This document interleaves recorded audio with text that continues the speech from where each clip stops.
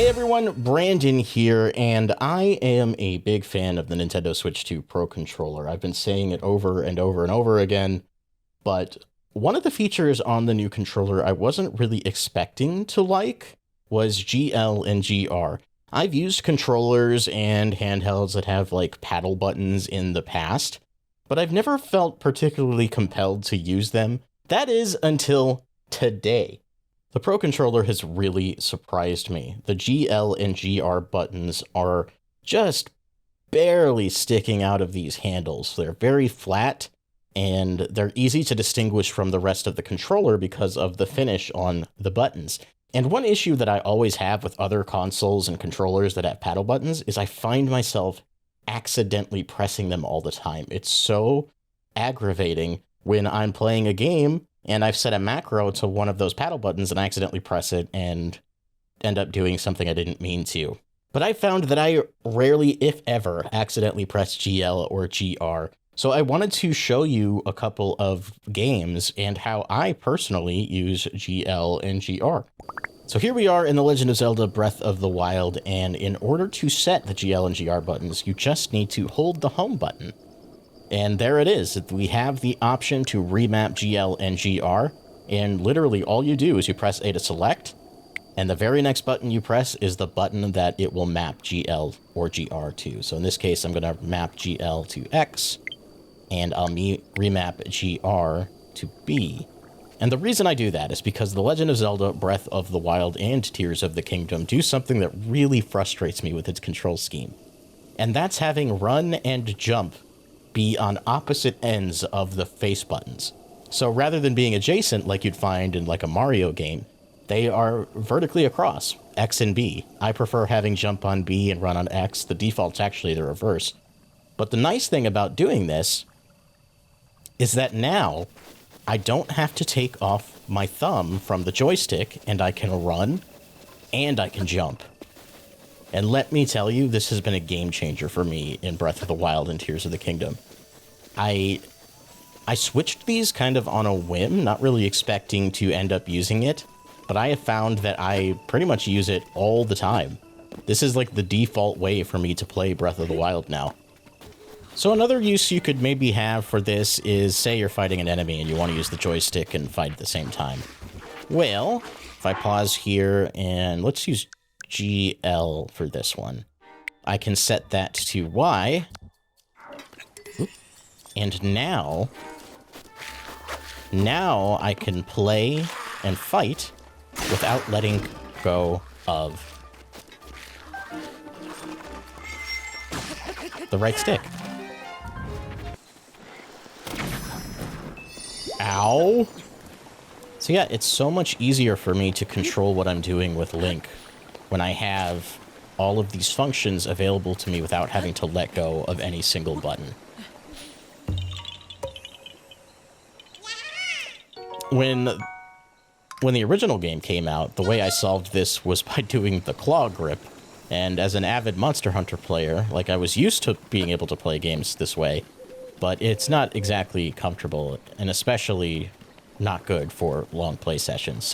So this is a great option if you don't want to ruin your hands. So if we check out Mario Kart World, we'll see that I have GL set to X and GR set to A. So GR being A means that I can use that to accelerate. And when I'm in a race, I often look behind me so I can see if anything is coming my way. So I set that to GL. Normally this wouldn't be a problem in a game like Mario Kart, but Mario Kart World has the ability to change the view of the camera by using the joystick, or the right joystick. So now I can do that and drive at the same time without having to let go of the right joystick. You'll find that's a common theme in the types of layouts I've selected for my GL and GR buttons. But I really like this because it allows me to get some nice, cool, cinematic-looking shots while I'm racing around, or, you know, in an open world setting like this. You know, I'm on the lookout for, like, challenges like this P-switch here. And if I'm always looking forward, you know, it might be easy to miss stuff like that. So now I can just move the camera in a different direction while I'm still driving and get a better view of the world. See if I can finish this one. Oops. Oh god, are we gonna make it?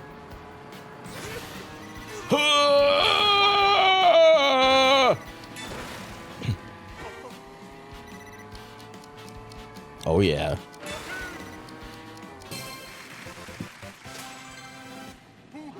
Good job, me.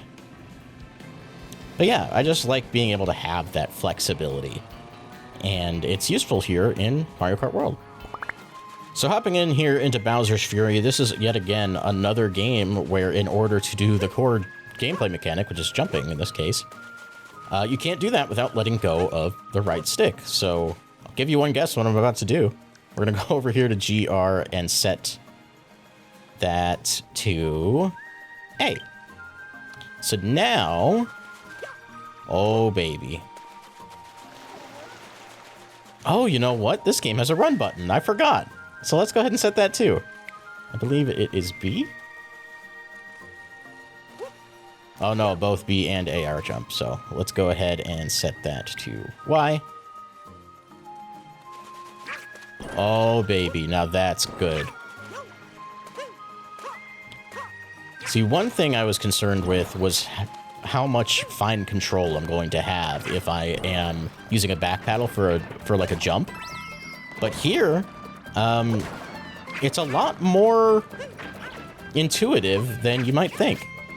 I found myself in something like Breath of the Wild accidentally mixing up the shoulder buttons with the back paddles. That game has a lot of macros to like access your items and everything. See, I just did it right there. I meant to ground pound and I didn't. So that'll take some getting used to, but I've literally never played a game, you know, with a control setup like this before. So it's going to take some getting used to, but already I just love the freedom of being able to control all these functions at the same time. And since GL and GR are mapped to existing buttons, if I want to use those existing buttons to play the game, I still can. Like, there's nothing stopping me from doing that. That's one of the best things about the GL and GR implementation is that it's so seamless. There is very little setup you have to do. It's so simple. You just hold the home button and you select the buttons that you want GL and GR to be mapped to. And it's mapped separately based on the game you're playing. You don't need to change it on like a global scale. It remembers your setting for each game that you're playing, which is so nice. One of the issues I have with back paddle buttons on other controllers is that it is a global setting. It's not like an OS level thing in most cases. So having that as an option here is really nice. Just like the other games before, I want to try mapping one of these to jump, just to see.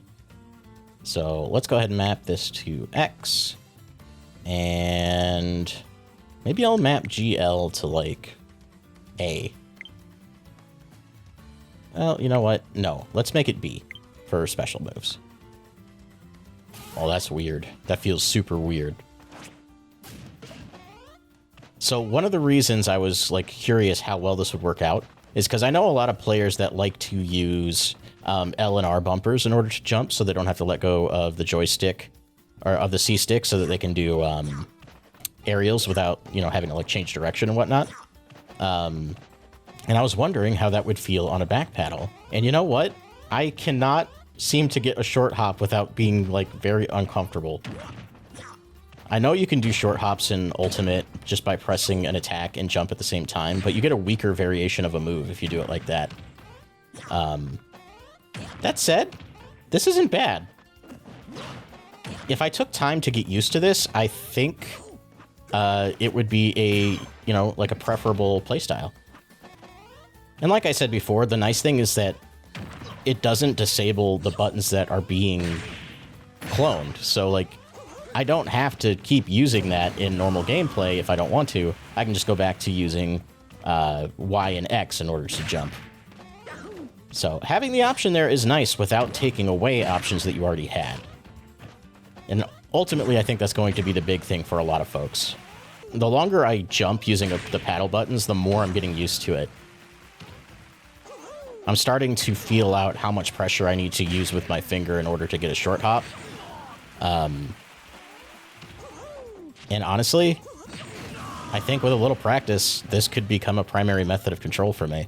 One I'm not sold on is B being on the other one. I'll need to think about what kind of button option I want for that. I might just also make it jump, who knows.